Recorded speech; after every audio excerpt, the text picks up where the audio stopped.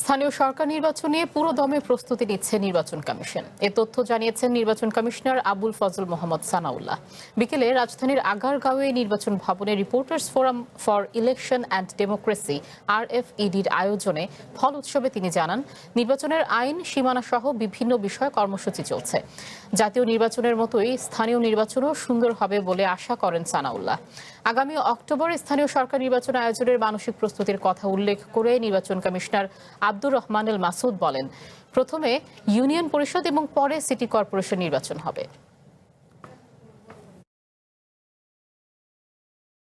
আমরা ইতিমধ্যে আচরণবিধি নিয়ে কাজ করেছি। আচরণবিধি আমরা ওয়েবসাইটে দিয়ে দিয়েছি।